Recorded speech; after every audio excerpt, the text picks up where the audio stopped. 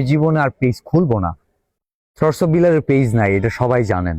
এবং কিছু পেজ ঘোরাঘুরি করতেছে, আমার কিছু ভালোবাসার মানুষ হয়তো ভুল বুঝতেছে, ভাবতেছে যে এটা মনে হয় বিলাল ভাই নতুন পেজ খুলছে, এই কারণে ফলো দিচ্ছে। তো আমি এই ভিডিওর মাধ্যমে সবাইকে জানিয়ে দিই, আমার একটা পেজই ছিল, আমার আর কোনো পেজ নাই।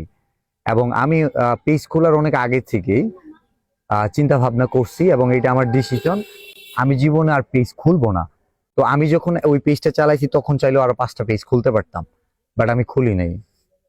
আমি ভবিষ্যতে আর কোনো পেজ খুলবো না। যে পেজগুলো দেখতেছেন এগুলো ফেক পেজ, এবং এগুলোতে কখনো নতুন ভিডিও পাবেন না, জাস্ট আপনাদের বোকা বানাচ্ছে।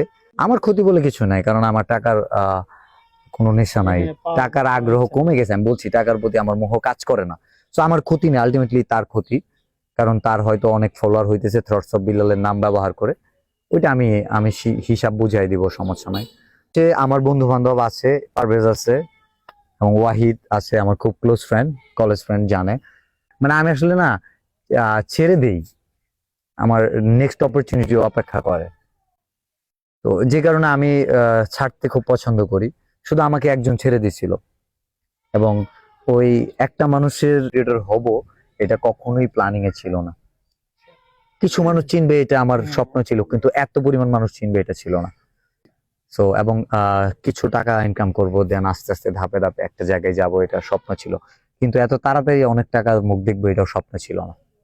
সো আমার পেজ নাই, আমি বলি আমার কোনো পেজ নাই। থ্রটস অফ বিলাল আমার একটা পেজই ছিল, বিকজ আমি কন্টেন্টের ম্যাজিক জানি।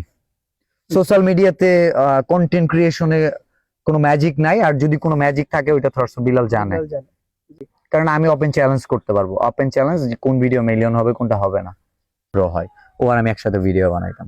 উনি আমার উদ্দেশ্যটা জানে, যে আমি কেন ভিডিও বানাইতাম, আমি কি লক্ষ লক্ষ টাকা কামাই ওইটা দেখা বানাইছি? অবশ্যই না।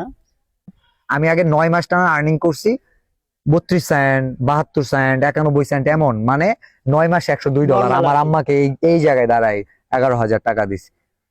রিস্ক নিছো মনে হয় সর্বোচ্চ পরিমাণে হ্যাঁ, একটা রিস্ক বলা যায়।